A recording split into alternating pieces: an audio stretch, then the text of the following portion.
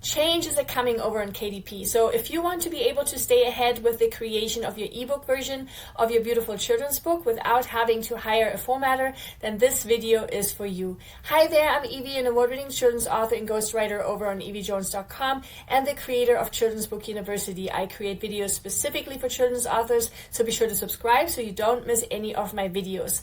This video is about the ebook format only. So if you need formatting help for your paperback or hardcover of your children's book, I made sure to share the link to my separate video in the description below.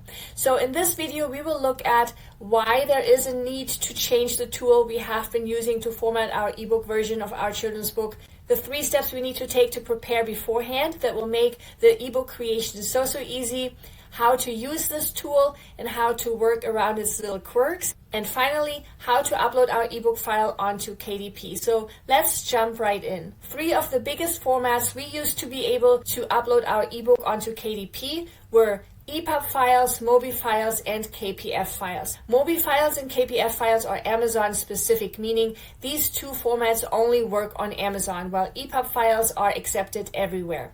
So it would make sense to just always create our ebook as an EPUB file, right? Well, because our books are illustration heavy, it's been quite tricky for us children's authors to find tools that format it just right, using a fixed layout instead of a reflowable or changeable layout. And that's important because we want our illustrations to show up exactly the way we intended them to, so they show up just like they do in the paperback and hardcover version of our book. So the ebook layout needs to be fixed. I personally always used and also recommended KDP's free Kindle Kids Book Creator tool that I shared in my original ebook formatting video. The only drawback here is that it only creates MOBI files. And so, having warned us for many years, KDP is now definitively getting ready to no longer accept MOBI files beginning mid-March 2025. But instead of finding a tool that helps us convert MOBI and KPF files into EPUB files, I was on a hunt for an alternative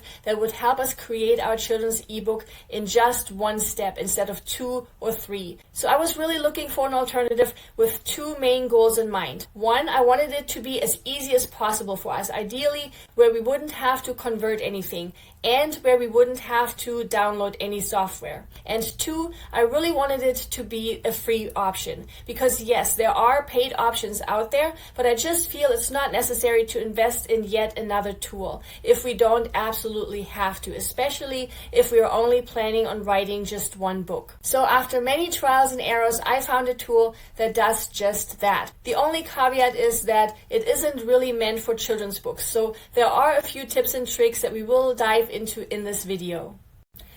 Now, before jumping in, I have 2 really important disclaimers. 1, the method I'm sharing in this video is for picture-heavy children's books only. If our book is more text-heavy, like chapter books, for example, I would not recommend this method. And 2, as of right now, I wouldn't recommend this particular editor for the formatting of the paperback and hardcover versions for children's books either, simply because it's very limiting in terms of font options and the control of placement of our text. For that, I have my separate videos as well as my plug-and-go formatting templates where we can add all our text directly to our illustrations with lots of creative freedom in terms of how we can make our text appear on each of our pages. But for our ebooks, the tool I'm talking about in this video is the Reedsy editor. Reedsy is a platform that has been around for a while and that, when it first started out, asked me to create a children's book marketing course for them a few years ago. So we will be using their free tool, and I made sure to share the link to it in the description below.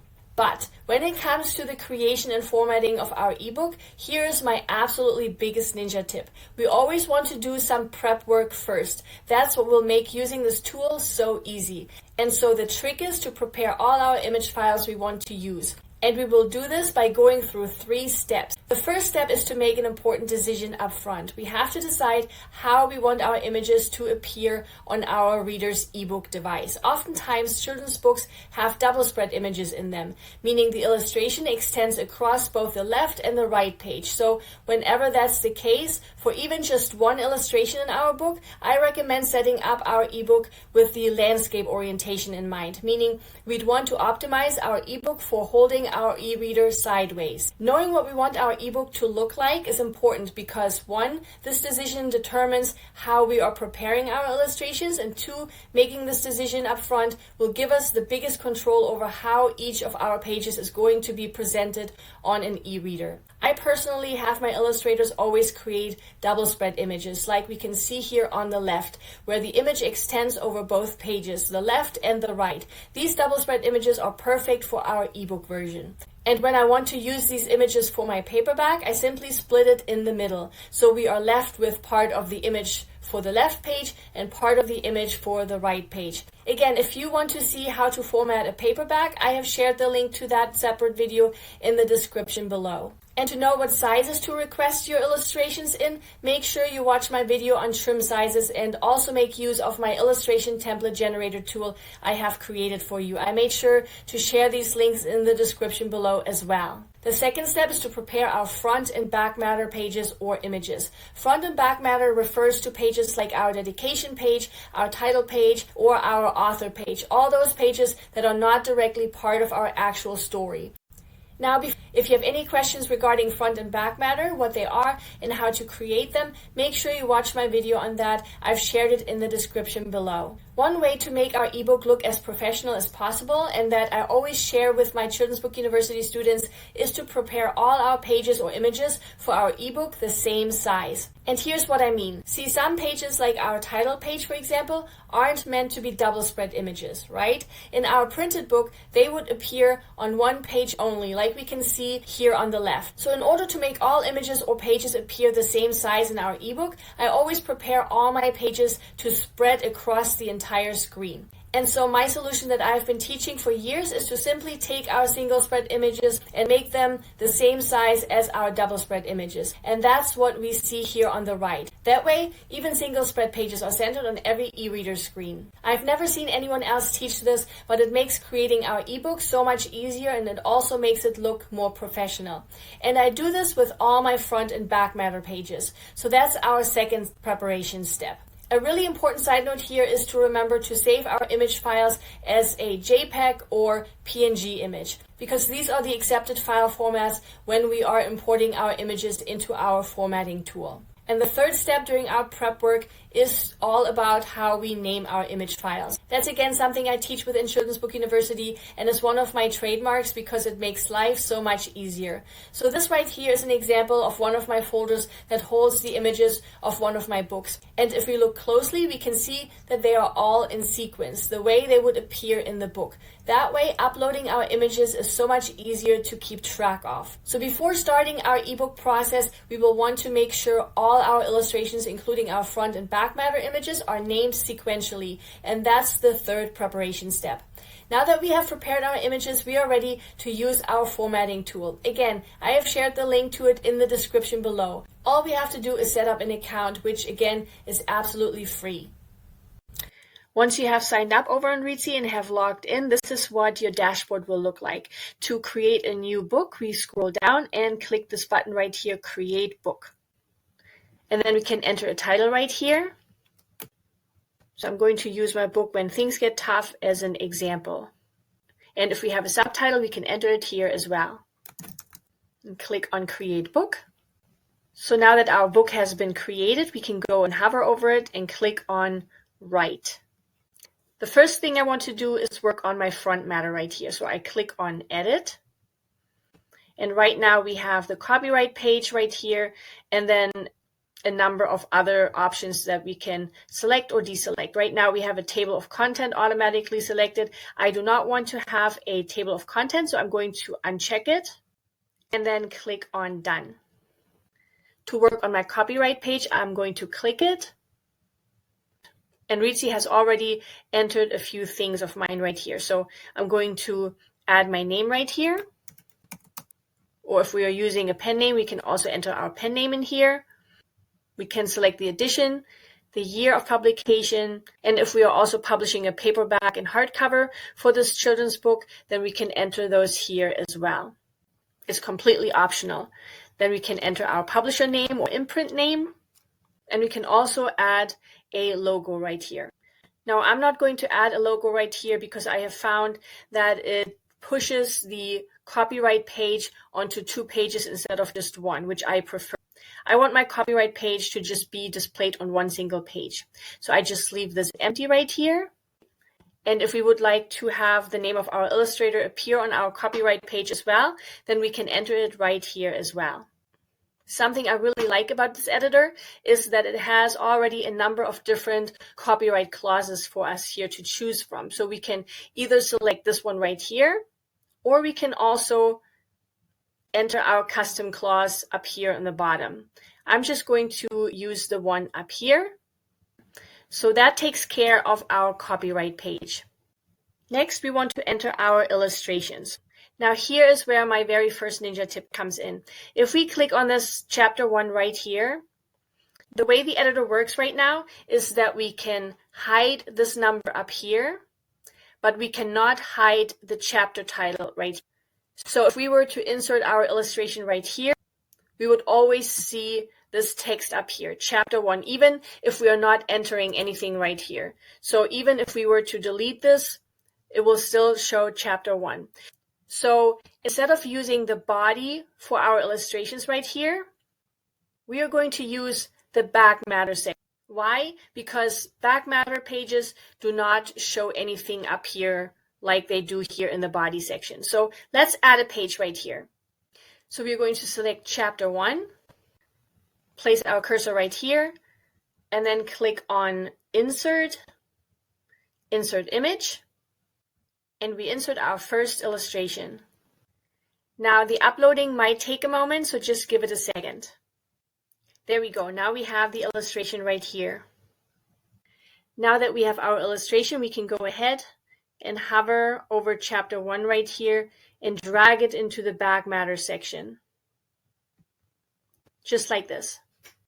And now the chapter 1 title has changed to Untitled Chapter. And as long as we don't enter any text right here, nothing but our illustration will appear on this page. And so we will do the same for all the other pages. But now that we have already a page down here, all we have to do to add another one is go click up here, Add, New Chapter. And it will create another untitled page. And we can go ahead and add our next illustration right here by clicking Insert, Insert Image, and selecting the first illustration. And there we go. That's my second page right here. So let's do one more. I make sure the last chapter is selected. Then I go up here and click on New Chapter and go over here to insert another image right here. Illustration 2. And I give it a second again. And there's my next page.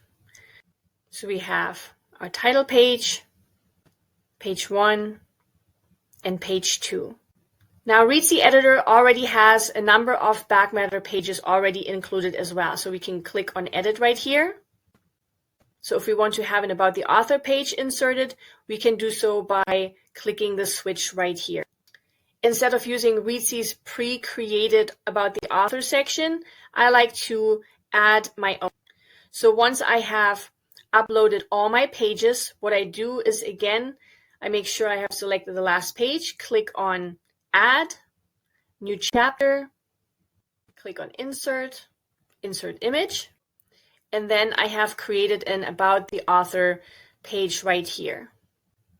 Now be patient. Depending on the size of your file, this might take a second. Okay, so this is my About the Author page right here. And then I also would like to add a page that shows some of my other work. So again, I click up here, New Chapter, Insert, and Insert Image. And I have my other page here prepared that shows some of my other work right here. So here I have my QR code, and I also have a number of my other books right here. Now the reason why I create a separate chapter for each illustration is because this will force the ebook to only show one illustration per swipe or per screen once people are reading our book. So that's important. Once I'm done, I will want to go through these pages just one more time to really make sure they are in the right order. And then go over here and click on the Export Book button, which will bring us over to this screen right here. So we can click on Settings up here, because we still want to upload our cover. So we can click on upload a file and upload our cover image. Now don't worry about the distortion of this image right here. This is not how this will appear. So this, for example, is a square book cover. And even though this does not look like a square book cover right now, it'll turn out correctly. So I make sure the title and subtitle are correct. And then I can go back up here and click on exports again. So now I can make my selections. I want to have the EPUB, and I want to click on hide chapter numbers. Don't have to worry about this right here. And I just leave it as it is right down here. And then I click on export book right here. And then the message right here pops up. Your book is being typeset. You will receive an email shortly with a link to download your fully formatted files. So I click on close. And I either wait for that email or I just stay on the screen right here. And once it's done formatting, this download button will appear right here. And that's really it. Using this tool is really easy as long as our images are prepared the correct way. Our ebook will be downloaded as a zip file. So before moving on to the uploading step over on KDP, we will want to make sure to open that zip file and to extract our EPUB file. Once we are ready to upload our ebook, we simply log back into our KDP dashboard. If we have already set up the paperback version of our book, we simply locate it on our bookshelf and click on the Create Kindle ebook button and follow the instructions on the screen. And because we have already set up the paperback, most of the information will automatically transfer over, like the title of our book, the description, and the author, for example, which makes the ebook setup even easier. And if we haven't set up our paperback version just yet, we simply click on the Create Kindle ebook button and create a new book following all the on-screen steps and instructions. Once we have uploaded our EPUB file, we will be able to preview it. And our book's interior should look something like this with KDP's previewer. Here we'll want to make sure to select the horizontal view. So uploading our EPUB onto Amazon's KDP platform is really easy to do. Oftentimes, aspiring children's authors are really intimidated by the whole formatting process, especially for the ebook version. And that's because oftentimes they are afraid of messing it up because they believe that there's just one single way of doing things. And I can absolutely relate because I felt the exact same way with my first children's book. But when formatting the ebook version for your beautiful children's book, the main thing I would love to encourage you to do is to just trust yourself, to trust that you can do this. I really hope that this update helped and that it saves you so much money on the way. Please give this video a thumbs up and subscribe if you haven't yet. It always makes me so happy and really encourages me to keep making free videos for you just like this one. Here's to your beautifully formatted ebook version of your children's book. Bye!